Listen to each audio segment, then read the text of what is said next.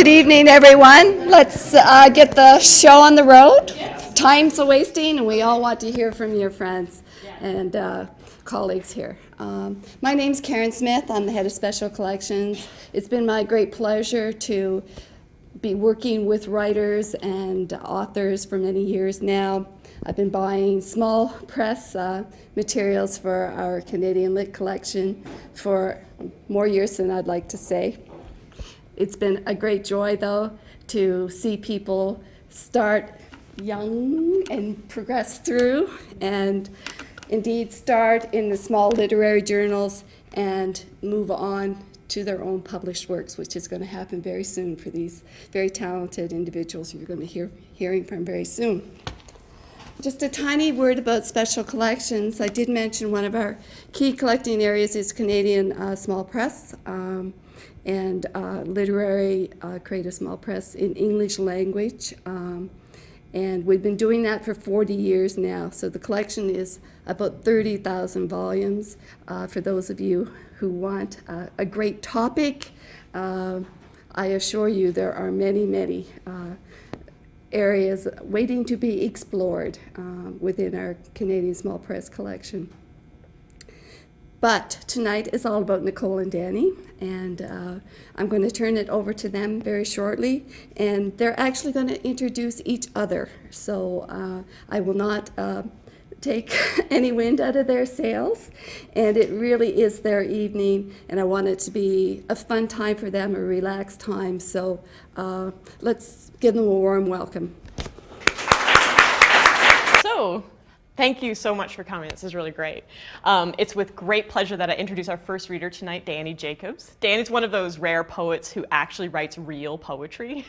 But he also fully deserves the accolades he's received so far. His poem, I'm sure he'll read tonight, How to Shoot Skeet with My Grandfather's Lost Double Barrel, which won the Short Grain Poetry Prize in this journal last year.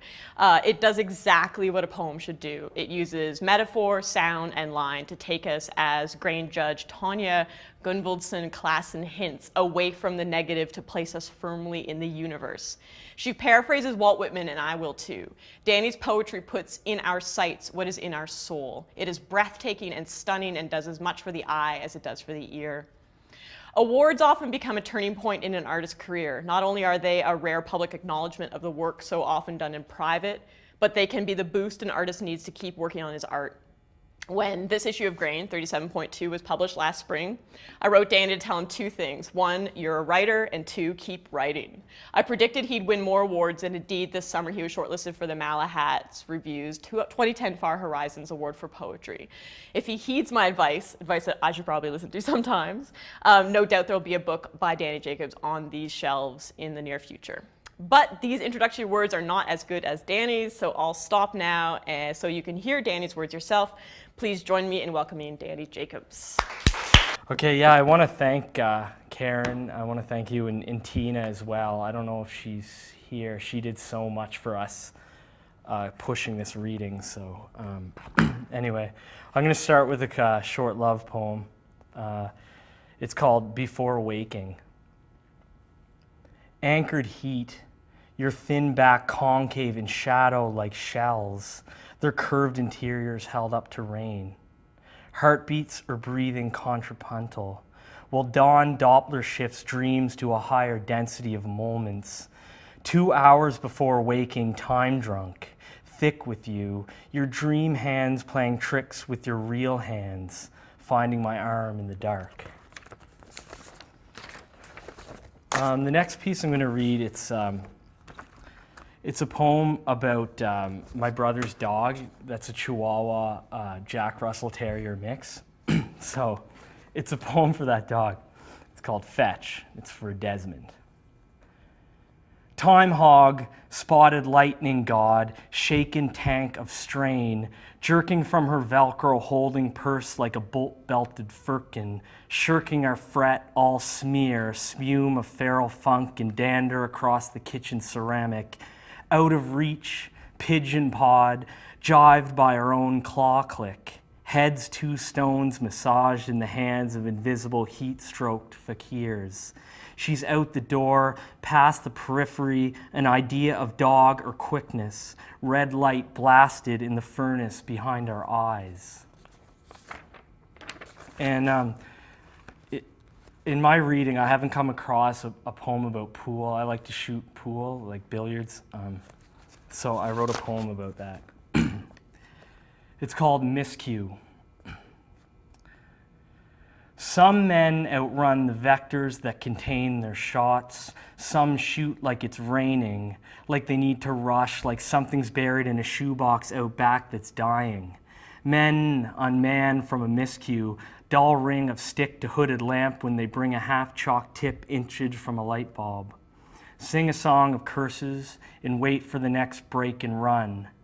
The next up eyeing the long string, bisecting the slate with a gaze that's pure line, a looped circuit that plots breadth for the wind, to conjoin, cohere. In the rutted drags of an opponent's head, a wad of ganglia pulse like mating snakes, map outcomes, wax Euclidean.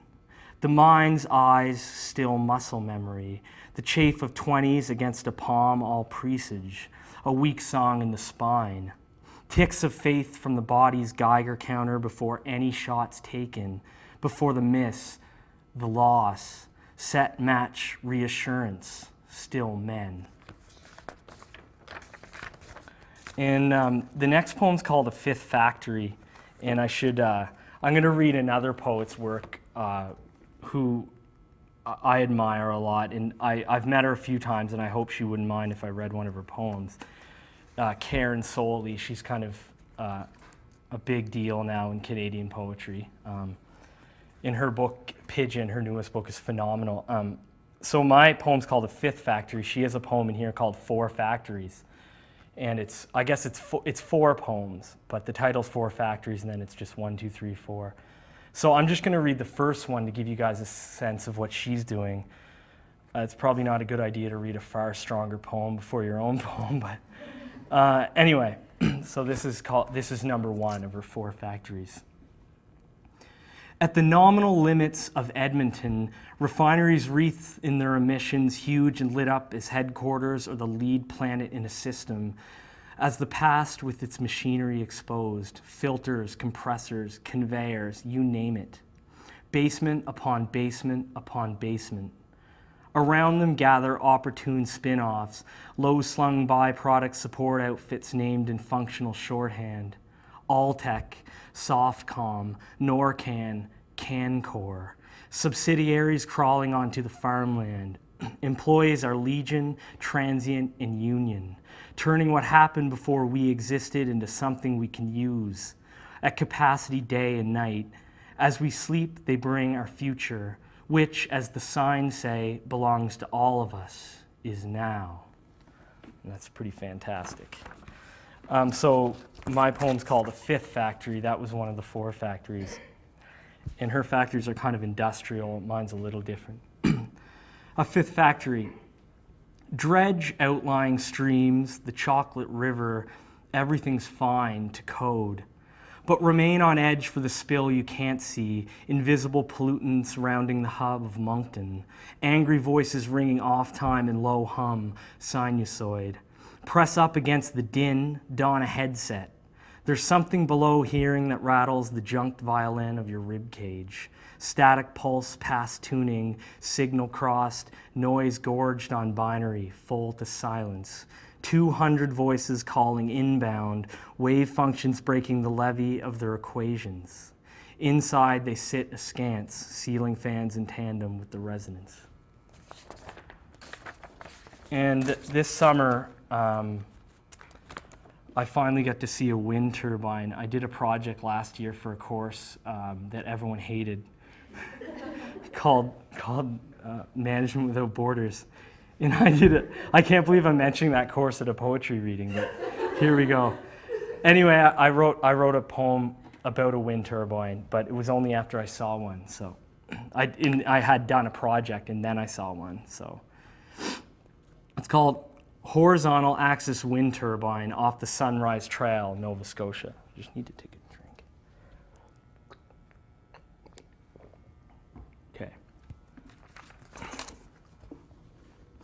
Expecting yawp, I get whisper, each blade a house width of tempered ore sculling the troposphere, throbbing shadows on blue spruce and tarmac. Hard to approach without flinch, put faith in the finer points of tensile strength, wind shear and yaw. All things considered, she won't fall over. I take stock like a sixth grader at a sock hop, think too close, too much. To Victorian scientists, it would be mistook for some cosmic monolith, honed rotor planted by moonmen to coax the earth closer to home. Underneath its cyclic ohm, I'm giddy-eyed and flattened in the chop by arms all pull and taunt. Here, easy to think we've already saved ourselves, filed enough sheaves of wattage to sate the roots, hauled the planet back to equilibrium. Best not to look at the stairwell locked to its plinth, the bolted door gunmetal of submarines or tanks, edge growth on the far side of smoothness. Let's lay down on the tread pod gravel head to head, pretend it got here by itself eons ago. Look up. Forget how gadgets are ruined by their seams, places where rust furs. Try to count the blur, one arm spin ladling a day's worth of sigh and moan every half second, torquing us somewhere deeper than bone. And I just got two more poems, a couple older poems. This poem came out a while ago in CV2, and my buddy Jeremy Dodds is on the cover. He's a great poet as well. He won he won the CBC award, and he won the Trillium as well, which is a big poetry prize. I was trying to remember. He was nominated for the Griffin, which is a big deal.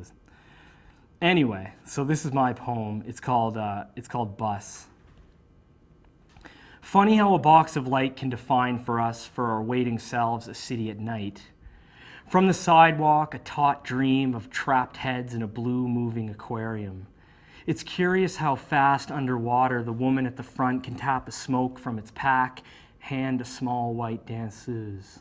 Or how adeptly the autistic boy near the back lines up pens end to end on the seat beside him. The bus fusses with itself at each stop like a stout man with indigestion, bloated and hissing at the curb, not keen on the Big Mac decal scabbing its side. And when it rushes past, soaking us in a backdraft of leaves and rain, we have to tell ourselves its anger is aimed not at us but the city itself, the finite geography of set routes. The diesel dark hull of its mind dreams of rutted back roads, cutting up on drag strips. It wants the view from Makeout Point, from Cabot Trail, yet it knows it's trapped, Maine to High to East and back, then the locked-in lonely days, the terror shadows of the station garage. And we know, too, it will always arrive at our stop, idling with the patience of a monk while we muck up its insides. Because there is always an acceptance in its stops and starts the way it never makes a run for it. Perhaps it's comfortable in the planned life, gridded in careful direction. After all, the bus knows its way even with its eyes closed, and it needs us, doesn't it? Huddled together with newspapers over our heads, the only thing it can't quite grasp. So when it does come, old slow metal mammoth with scars from across town, pregnant with our small talk in magazines, I push to get in, to feel the watered glare working me in this chest of edged daylight, carrying our stresses and days in its birth, its phosphor. And the last poem is from Grain, which I brought my own copy, but it was set out for me by Karen, which is really great. I feel really important.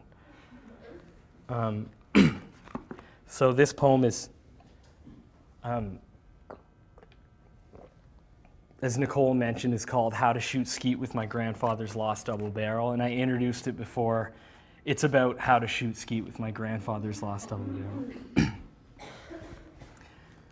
Be not green at the gills or gauche, not gun-shy, not out of time, not of it, but with the universe and all in it hewed to stance, to lean. Hold the barrel like a Bible's spine, like the back of a lover's calf. Stare down the skies off-white and muscle up to the sight. Amble to the pitch, sway with the wind like a highwayman at a halfway house. Smell not rain sky or dog's fur, rather smell pipe smoke stilled in the wood grain that's the breath of huddled kids holding feathers. Aim, a borehole outside the day's calculus. Cut a tangent line off the clouds, feel the clay disc in its pulled spring strap, artless ashtray, terracotta dove nested in a bladed hand, ripe to fall in a blur of Gaussian spread. Somewhere off sightline, a flightless bird dies and its bones erode at the bottom of Belle Isle Creek. Its wings two triggers, you knuckle with muster and gut. Don't fuss, say a prayer and yell pull. There's recoil there that will remember itself in the butt's wood for 60 years.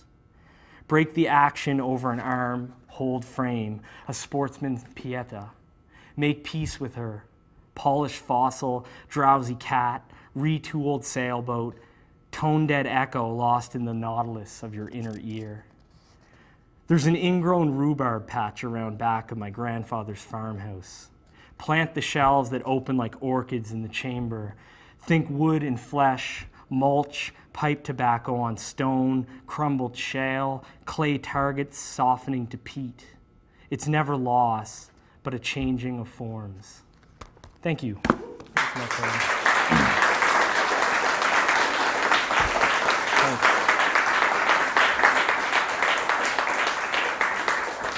So, thank you very much. That was a lot of fun. I'm going to introduce Nicole now. And so, as you guys saw, Nicole, she won the Bronwyn Wallace Award. She was shortlisted for the Journey Prize and a CBC Literary Award.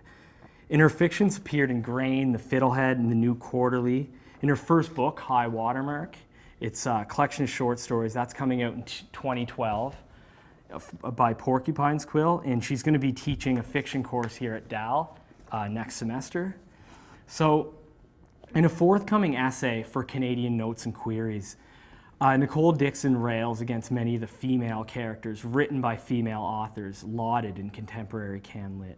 Passive ciphers that are not feminist, but what Dixon defines as feminized. These characters are victims, characters that live in the past. They're stuck in the painful echo chambers of memory.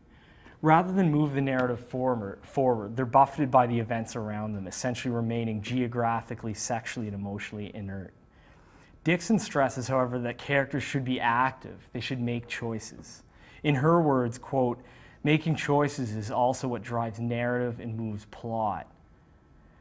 I mentioned Dixon's essay not to engage in a feminist critique, but to illustrate that Dixon in her story practiced what she critically preaches. Indeed, Dixon's characters do rather than have done to them.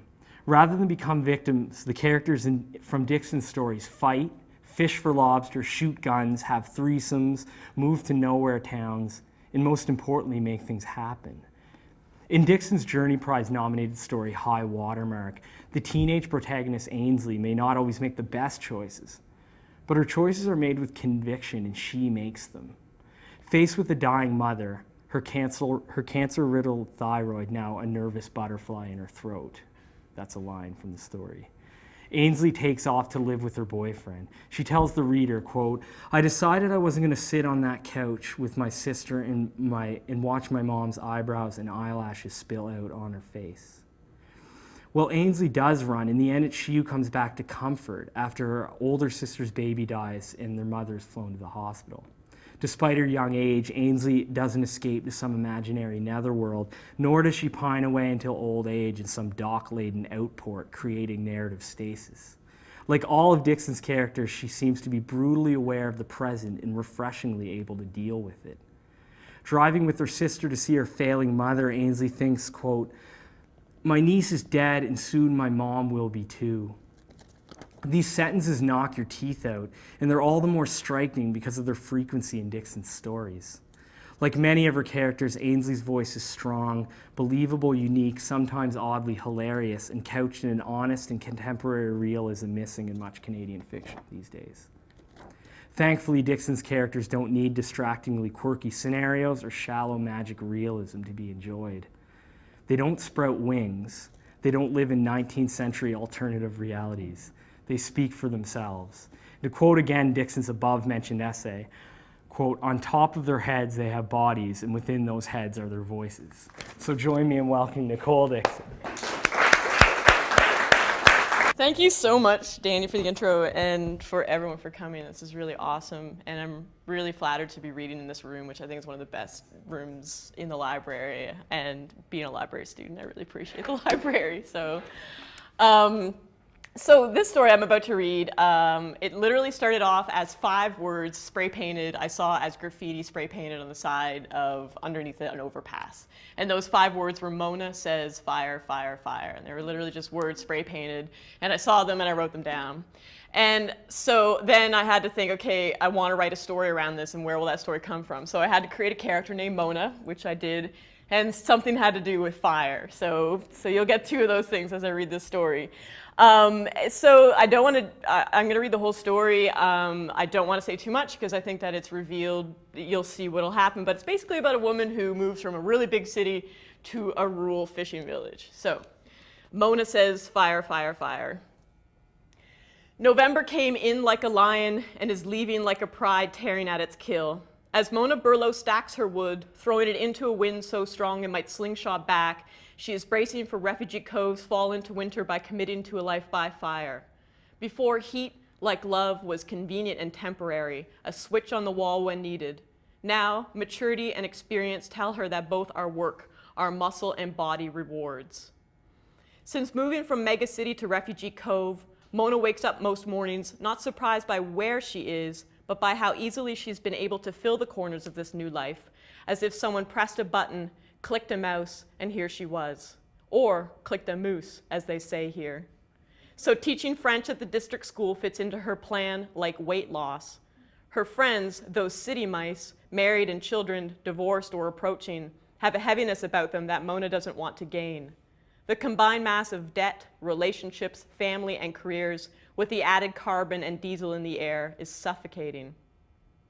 To better her French, she enrolled in a 6-week French immersion program in Trois-Églises, Quebec, the summer before she moved to Nova Scotia. Herself and dozens of randy teens stumbled off the train at 3 in the morning, ready to party, not study. Mona bonded quickly and necessarily with anyone close to her age, and by the end of the first weekend, she and MBA candidate Jeff Hassani were the first to acquire nicknames, Monsieur d'Argent et Grand-Mère. After a week, the fervor was as contagious as strep throat in a co-ed dorm. They found themselves dizzily dancing to French hip-hop, drunk on bottled Export, bumping hips on the sweaty Friday night dance floor beside fellow students literally half their ages. And then, unable to go back to the rooms in their billeted houses, they found the lee side of a woodpile in a dewy grass backyard. They broke the French-only rule when neither knew the word for condom. I was stacking my firewood today and thought of you, Mona now says into the phone. She laughs slightly, then stops. I'm finding myself thinking about you. I talk to you in my head. I've done long distance before, a few hours away, weekend visits, but a time zone? I want to be a grown-up. Love letters and sad phone calls seem very first-year university, very French immersion. Breakups and honeymoons, Jeff says. Midnight sun, then weeks of darkness, Mona says. Have you ever seen the Northern Lights, Jeff asks. Yeah, from the plane last time I saw you. They don't just look beautiful, Mona, they crackle. Do you have a minute, Mademoiselle Burlow? Colin's dad asks at school the next day. Mona has no time for parent-teacher time. She hesitates slightly before saying, of course. Well, Colin, he's a bit upset about French. His mum wanted. He pauses, his mouth shifting on his words like a horse chewing a sugar cube. If there'd been some last year, he shakes his head. Keeps getting harder, he says. Yes, Mona nods, though she doesn't know if he means school or parenting or life. Mona pretends he means teaching, and this helps her nod. Nodding calms her, the bobbing, a raft in the sun. Avoiding his eyes, she stares at his Fundy Bay tractor's cap, which she guesses is hiding a receding hairline. In Quebec, when Mona was first having a terrible time struggling with the language and culture, crying like a lost child, Jeff made her feel better. He said that the only way to learn a language is to dive into the water and hold your breath for as long as you can until you emerge with gills. But the second trick, the secret trick, is to get past the point of panic, get to the peace that comes before drowning. She wants to relate this now to Colin's dad, but Mona has noticed a habit in the community of male ease, of keeping boys boys for as long as they can before they have to give in to their lives of labor. The girls do better or care more about school. They'll need it in the future. Most of these boys think they won't.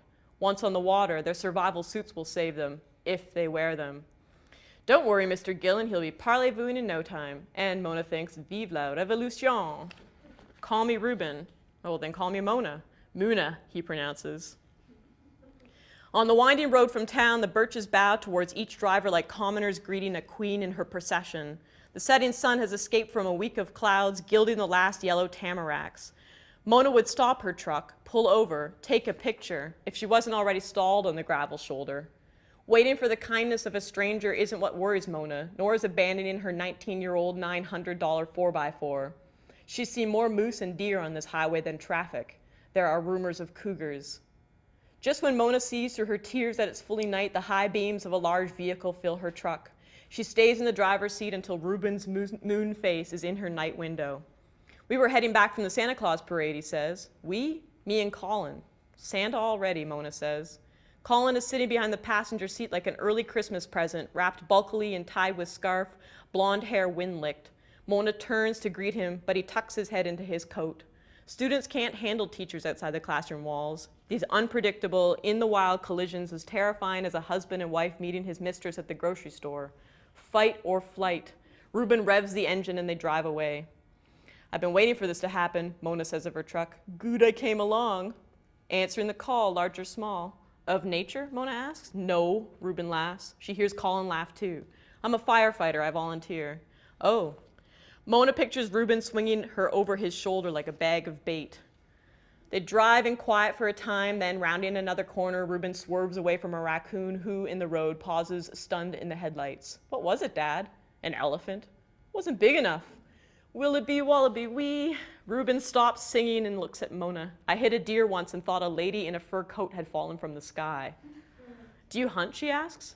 My dad took me out when I was a bit older than Colin, but death. Dad? Yeah, kiddo, can we go? Hunting? You get some older, Uncle Teddy'll take you. Really? Colin asks. Sure, bud. And when you get a big buck, Teddy can show you how to string him up, dig a knife in his belly, pull out his steaming, wriggling guts. Dad. Never ate too much meat after that, he says to Mona. Seemed uncivilized. Not a popular opinion around here. But you fish? Mona asks. I fish, Reuben responds flatly. At her house, Reuben gives Mona the name of a cousin or cousin's cousin who will pick up and fix up her truck for cheap. He helps bring in her groceries, refusing her offer of money or beer for gas. Big house for one girl, he says. Woman, Mona thinks, but says, it keeps warm. It's cold now. You don't have a furnace? Just the wood stove, she says. Sure he won't freeze? Reuben worries. It's a good stove, Mona says. Living alone in the big house, Mona dresses and undresses wherever she is, spreading her discarded clothes from room to room, shedding pieces to inhabit the many spaces. So on the kitchen floor by Reuben's foot is one sock and a pair of red and white striped panties. Little sailors. Her eyes look away quickly, but not quick enough, and Reuben follows her glance to the floor, to the panties. Too late. He has spied them like a fox sees a rabbit, and Mona holds her breath and closes her eyes, the rabbit frozen in the second before the chase. Get your fire going, Reuben says as he leaves. You know anything about fixing trucks? Mona asks Jeff after she describes her day. You're sounding like a local, he says. Well, shit, who'da thunk? I know the subway schedule, Jeff says. I've changed oil, but seriously, sadly, I have to get going. I'm checking out this Detroit band at the Horseshoe. I'll call later, after, promise. The horseshoe above my door blew down last week, Mona says. Is that good or bad luck? Now that I could fix for you, Jeff says. The shoe or my luck? Okay, pack up your Robertson and move out here. The locals would be relieved I have a man around, Mona says. Jeff pauses. Do you think about my moving there? I'm crazy about you. I'm graduating this year. I don't know, Mona says. What don't you know, Jeff asks. Whether we're too old to be crazy or too crazy to be old. The bells ring out for Sunday. Mona hears them blearily through her dreams. She can see the white wooden church through her bedroom window, the simple tin lightning rod steeple poking into a gray sky. At breakfast in the warm fall, she could also hear the choir's faint dirge as her porridge slapped to a boil. In the Maritimes, these small churches belie the size of God, the opposite of Quebec, where vigorous black devil horses built silver multi-steepled mountains, rocket ships to heaven. Now, with dwindling parishioners, they are as empty and cold as Mona's house, through which she tiptoes, moving thinly between the few remaining warm molecules. Waking to the realization that Jeff didn't call as promised is like finding her Christmas morning living room unvisited. No gifts waiting under a blinking tree, stockings hanging lightly by a dead hearth.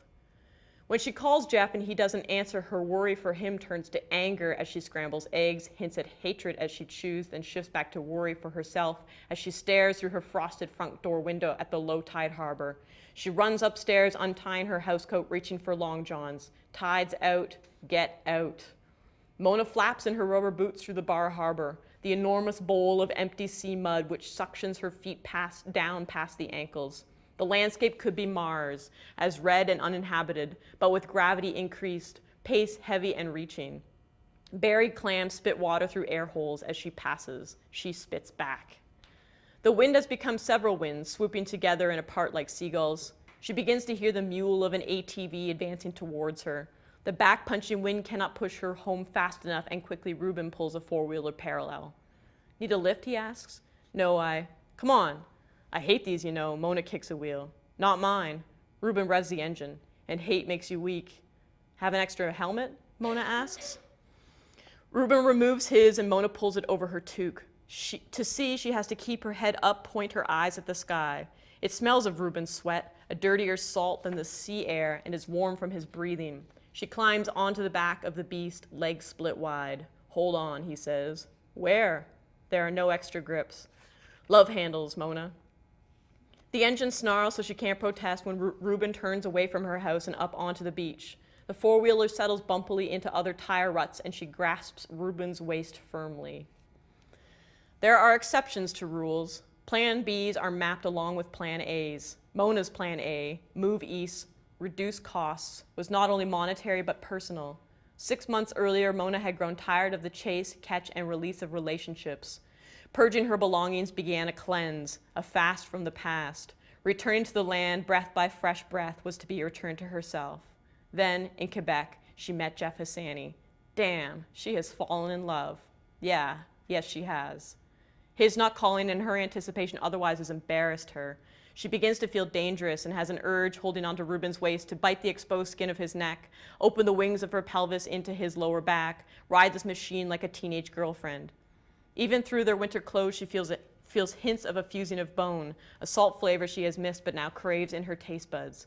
You want to see something, Ruben asks? I do, Mona says. Ruben turns abruptly onto a hunting path that leads into the surrounding cape. 2-week-old snow lingers in ditches. Wind diminished, Mona's ears and fingers begin to tingle and hum as they thaw. Ruben points. Up ahead, Mona sees crimson splattered and soaking into the dirt and gleaming on the rocks. Fresh, Ruben says. He is talking about the kill site, moose or deer, but Mona lightens her cling from his waist. Eventually they reach a cleared place. Only birches lean in lonely clumps among stumps of former evergreens. She sees the bay through these trees, so they have come to the other side of the cape. Ruben stops the four-wheeler and the sudden quiet seems louder than the vehicle. What is this? Mona asks. There's a squatter's shack down on the beach. The guy died about a month ago and the kids have taken over. As proof, Ruben kicks a beer can with his rubber boot toe. Did he clear-cut this whole area? Paper towels, Ruben says. He just cut a path. Mona decides to stop buying paper towels. At the bottom of a roped-off, slickened path is the low-tide beach of Kettle Cove, where in the water beyond the arena slope of tens of thousands of smooth, round rocks sits a large bowler hat island. No one home, Ruben says. On the island, Mona asks. No, he smiles. There, and tilts his head to the cabin. The tiny home is tight and neat as a seashell. She begins to bend and collect rose and white stones, their muted glow like buds in the gravel. Ruben has marched ahead. We'll check out that shack, he declares. Actually, Mona stands straight and looks around. The sky and sea are the same slate gray, the island deep brown. Aren't Jeff's eyes that color? I'm cold. Her fingers have stopped humming. You're cold? Ruben's voice fills with unacceptance. Come on, you're no fun. You sound like Colin, Mona says.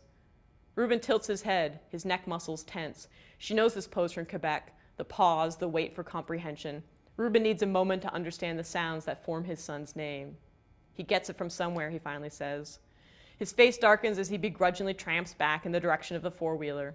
Mona drops extra rocks from her hands and trots after his giant steps, pebbles in her pockets tinkling, a tiny echo of the retreating waves as they shift and disperse the shore. Reuben doesn't say much on the ride back to her house, though he didn't say much before. The motor was too loud, but he's driving more slowly now, and Mona holds onto the edges of her seat. She wonders if his neck was that red before. Reuben slows at Mona's door and she removes the helmet. He revs the engine, but Mona shouts, "Wait!" He cuts power. "Here." Mona pulls an oval rock from her pocket, a large, dull pearl, white with a ribbon of pink wrapping its circumference. Mona quickly adds, "For Colin, we're studying rocks and minerals." "Seems he studies rocks and minerals every year," Reuben says. "All we are rocks and minerals." "And fossils," Mona adds. Still bite. Reuben pockets the rock, turns the vehicle away from Mona, and double toots his horn. He zips away, and she waves to the back of his neck. When Jeff finally calls close to midnight, he talks immediately and rapidly, rushing through apologies and explanations like a teacher squeezing out the last words of a pre-recess lesson. "Too late to call last night. Up early and away this morning. No answer this afternoon. Busy, busy, busy." "Mona? You woke me up," she says.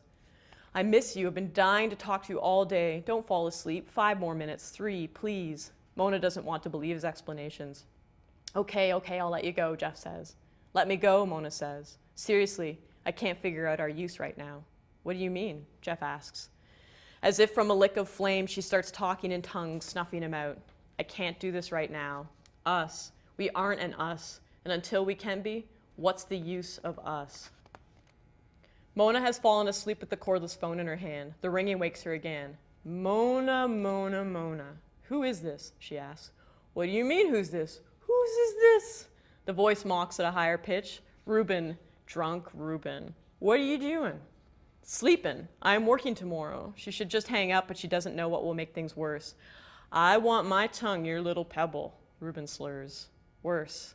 I have to go." "Emergency! Emergency! Did I wake you?" "Sleep then, go to sleep." He hangs up. Mona's sleep deepens with the sound of her phone. Dial tone, frantic, off the hook, bleeding. Silence. Reuben's on the deck of the Red. One by one, the boats are returning, managing the high tide channel. Through tonight's rare calm, Mona can hear their motors as she watches the parade from her living room window. She learned quickly whose cousins, dads, uncles, and brothers worked on which boats and whose grandfathers first owned them. She can guess which boys in her class will eventually fish and which girls will raise their children. The boats are toy-shaped, broadly crescent-bowed, and flat-sterned, green and gray and orange crayon versions of the landscape. The last one is the color of steamed lobster. The faraway men, their legs triangular for balance, are bending, passing, coiling, and packing, readying for a quick dock and exit. Mona decides Reuben is at the stern of the Red, tossing scraps of bait to the swarm of gulls. She wonders about his smell, stronger than the sweat in his helmet, salt and rubber and metal and herring lingering on the hands and arms that look twice their size on his abridged body. No one is tall. Height is for the city, its limited space. Here men grow wide and strong to fill the distance. After sunset, she is counting cars in Reuben's driveway. The excuse is Colin's week-long absence. 1 truck, no van. For a moment, Mona watches Reuben through the open kitchen door. He is sitting by a wood stove in an oversized, worn brown armchair, reading the paper, bottle of beer by his woolen toe. He looks showered and fed. A log snaps in the stove and Reuben glances over, then slowly at Mona. "You here for supper?" He folds the paper. "No, I come in then. Take off your shoes." "Homework," Mona says. "Not done, miss. Lobster ate it. They'll eat anything. Other lobsters, drowned bodies." "Sit. Coffee? Beer?" No, I just rum." Reuben gets up. "Lots of Coke and water, please." Reuben pours 2. Mona sits at the kitchen table. The room smells like smoke and boiled pasta, the sweet smell of baby powder and used diapers under the tidied, piled clutter. "What was for supper?" she asks. "Batch pasta." Tana took the baby to her mum's. "They go when I'm fishing." He hands over the glass. "Here's to heat." "À votre santé," Mona replies. "I brought some work for Colin. Where is he?"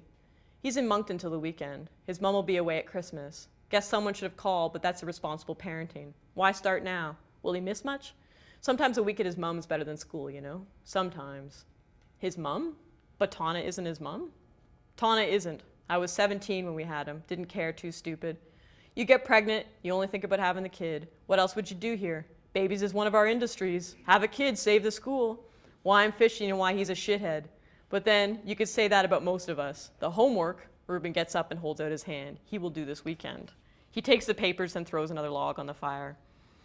When you get off the boat, Mona says, I mean, when you step onto the dock after a day or on the water, or a week, yeah, okay, or a week, how do you feel at first? Mona sips and waits. Land sick, Reuben says. Did you know when there's an earthquake, land moves like waves? Yeah, I taught that in science. Not just a drunk old dad. Mona sees her pebble then, her Sunday gift, lying on a small table beside the brown chair. Reuben follows her eyes and grabs it into his hands. Ah, he says, captured. He rolls it like a coin over his fingers and knuckles and pops it into his mouth. I ate rocks when I was a kid, he says, the pebble clacking behind his teeth. Wish you had been my teacher. Maybe it would have stuck with school. He spits it into his hands, then drops it back on the table. His saliva has darkened to pink middle red. Mona gets up then and stands beside Reuben. She bends and reaches over his knees, grabbing the rock. She can see Reuben's teeth in her periphery, white and wet, peeking around his open lips. The fire behind her is making the backs of her legs sweat. She tilts and, losing balance, twists and straddles her left leg around his knee. Reuben's hands, on his lap, twitch just below her crotch. She straightens, then plops the pebble into her glass of rum. Tiny drops splash onto her neck, his thumb and knee. I want this back, she says, sitting down, to show the class. Show and tell, Reuben speaks slowly and leans forward, moaning her name, Mona. Fire, Mona says, eyes wide pointing. Fire, fire! She jumps up. Papers are flaming, as is Reuben's sweater, which he is wearing. In seconds, Reuben has the sweater off, wrapped and extinguished, and has shoved the papers into the stove.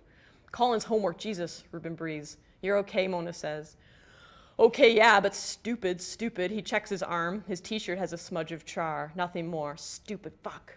How's that sweater? No need for mouth to mouth, Reuben says. No mouth, Mona says. Neck to neck then, shoulder to shoulder. Reuben opens the kitchen door, letting in air and out smoke. He hangs his sweater on the railing. There is a crackle then outside the wood stove, a fierce static that turns into words. Attention all firemen, please proceed to the fire station. You have a fire at 3702 Highway 108. All units required to respond immediately to. Robin lunges for the two-way radio on top of his fridge. Holy shit, this is a real one. That's the old Higgins place. That crazy broad's burned it down. We always said, come on, fuck, let's try and get to the station. First one there gets the truck. They just missed the fire truck. Mona drives to the Higgins place so Reuben can change, though she's driven standard as many times as there are gears. Mona forces her concentration onto the highway and away from glimpses of skin, of muscle, of hair. The truck pitches, sputters, and hiccups around each turn. Suddenly, there is smoke blacker than the night sky, then heat that penetrates the cab of the truck. Mona could turn off her headlights. Men are running around, shouting. Mona lets Reuben out, then parks the truck. She stands on the shoulder, watching, arms crossed. The Higgins place, the large white century home that loomed like an iceberg at this sharp turn in the highway, is now just flame and smoke. Though the firemen have hooked up their water truck, it is as useful as a garden hose. Reuben pats another man on the back. Hot one, Reuben says as he drives them back to Refugee Cove. Went to school with their oldest kid. Before we got there, he was trying to run in and save his track trophies. Not that you should, but what one thing would you want to save? I got rid of most of my stuff before I moved here, Mona says. There must be one thing you still got, one thing you love. Mona thinks. Jeff Hassani. How's that? No, yeah, my partner, I have a boyfriend, have, I guess, still. You sure? I'm starting to be, Mona says. Me too, Reuben says. The fires do that, just want to go home and kiss my kids, go over our escape routes, stop drinking and burning. Reuben pulls up beside Mona's house and looks at her. This was just bored flirting, mostly. Now it's over. You teach my kids, so let's not be weird. It's too small here to be weird. I didn't know, yeah, that sounds adult, Mona says. Surprised? I'm starting to be. Go call your man, Reuben says. Thanks for the ride, Mona says. Mona makes Moncton in time to see the metal birds descent from the sky. Around her, friends and family chirp and sway, eyes fixed on one set of doors, the one with the sign that reads, Bienvenue, welcome. She sees him. He is taller than everyone else. Bienvenue, welcome, Mona waves. The rain has stopped for the dark drive back. She expects something around each corner, and then there he is, in the middle of the road, legs splayed, lowered head, and antlers as big as the front of the truck. Don't honk, Jeff whispers. Hell no. The moose regards the truck like a leaf. He sniffs the ground, then turns, slowly walks into the woods and disappears. Mona breathes and drives on. It's a sign, Jeff says. It needs a sign, Mona says. Moose crossing. They come to the ruins of the Higgins house and Mona pulls over.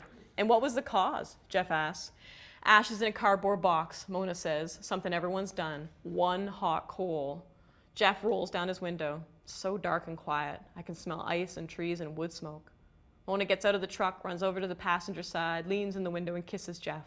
That moose will be there if you go, she says, blocking your way. I'll stay if I can start your fire, Jeff says. Je suis chaude, Mona says.